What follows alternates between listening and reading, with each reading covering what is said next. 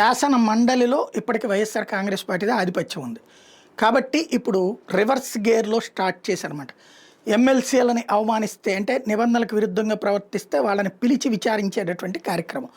తాజాగా ఎమ్మెల్సీల హక్కులకు భంగం కలిగిస్తూ వాళ్ళ పట్ల అవమానకరంగా వ్యవహరించిన అధికారుల మీద శాసనమండలి ప్రివిలేజెస్ కమిటీ తీవ్ర ఆగ్రహం వ్యక్తం చేసి శాసనమండలి చైర్మన్ మోషేష్ రాజు మరో నలుగురు ఎమ్మెల్సీల ఫిర్యాదుల మీద శుక్రవారం అసెంబ్లీ కమిటీ హాల్లో ఈ కమిటీ సమీక్షించింది. చైర్మన్ బీటీ నాయుడు అధ్యక్షత నిర్వహించిన సమావేశంలో సభ్యులు Pandula Ravindrababu, P Chandrashekar Reddy, Ramesh Yadav, assembly secretary general Suryadevara Prasanna Kumar పాల్గొన్నారు. దివంగత మాజీ ఎమ్మెల్యే షేక్ సాబ్జీ గతంలో ఇచ్చిన ఫిర్యాదు మీద అప్పటేలూరు 3వ పట్టణ పోలీస్ స్టేషన్ సీఐ కేవీఎస్వి ప్రసాద్ని కమిటీ విచారించింది. 2023 మార్చిలో నాటి సీఎం జగన్ దెందులూరులో నిర్వహిస్తున్న సభకు రావాలని అప్పట్లో ఎమ్మెల్సీగా ఉన్న పార్టీ సాబ్జీకి ఆహ్వానం పంపారు. వెళ్లే సమయానికి ఆయన సీఐ ఆపి గృహ నిర్బంధం చేశారు. అలా ఎందుకు చేశారని చైర్మన్ నాయుడు సీఐని ప్రశ్నించారు.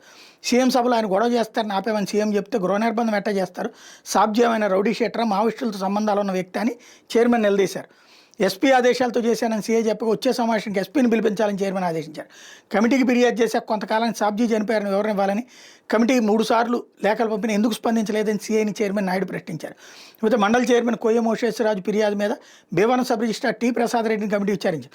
ఓ స్థలం రిజిస్ట్రేషన్ కోసం మోషేశ్వరరాజు వస్తే కనీసం స్పందించరా, శాసనమండలి చైర్మన్ కనీస గౌరవం కూడా ఆయనకి ఇవ్వరా, మీ కార్యాలయంలో మరో అధికారి వద్దకు వెళ్ళి రిజిస్ట్రేషన్ చేయించుకుని వెళ్ళారంటే ప్రజాప్రతినిధులు మీకు ఎంత చులకన అర్థమవుతుందంటూ చైర్మన్ నాయుడు ప్రశ్నించారు. చైర్మన్ మా కార్యాలయానికి రాలేదు, అలాంటప్పుడు నేను పలకరించకపోవడం ఏముంటుందంటూ చెప్తే చైర్మన్ రాతపూర్వకంగా ఫిర్యాదు చేశాను, ఆయన రాలేదని మీరు ఎలా చెప్తారని కమిటీ నిలదీసింది. నెల్లూరులో టిట్కో ఇళ్ల సముదాయంలో ఆలయ నిర్మాణం చేపట్టేందుకు చేసిన శిలాఫలకంలో ఎమ్మెల్సీగా తన పేరు రాయకపోగా తనను ఆహ్వానించలేదని ఎమ్మెల్సీ పి చంద్రశేఖర్ రెడ్డి చేసిన ఫిర్యాదు మీద బాధ్యులైన 7 అధికారులను కమిటీ విచారించింది. శిలాఫలకం మీద ఎమ్మెల్సీ పేరుతో స్టిక్కర్ అతికించామని అధికారులు చెప్తే ముందు పేరు రాయకుండా చేసిన అవమానం కంటే స్టిక్కర్ వేయడం ఇంకా పెద్దదని, ఇలా చేయాలని మీకు ఎవరు చెప్పారని చైర్మన్ నాయుడు ప్రశ్నించారు.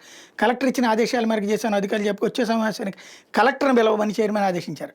వైఎస్ఆర్ కడప జిల్లా చక్రాయపేటలోని శ్రీగండి వీరాంజనేయ స్వామి ఆలయంలో 2023లో నిర్వహించిన బ్రహ్మోత్సవాల ఆహ్వాన పత్రికలో వైకాపా మండలాధ్యక్షుల పేర్లు ఫోటోలు వేసి ఎమ్మెల్సీగా నా పేరు రాయలేదంటూ తెలుగుదేశం పార్టీ ఎమ్మెల్సీ భూమిరెడ్డి రామగోపాల్ రెడ్డి చేసిన ఫిర్యాదు మీద కూడా నాటి ఈవో ముకుందరావుని కమిటీ విచారించింది. ఎమ్మెల్సీ అడిగితే మా ప్రభుత్వం మా ఇష్టానుసారంలో మీరు ప్రభుత్వ ఉద్యోగ అధికార పార్టీ మనిషి అని కమిటీ నిలదీసింది.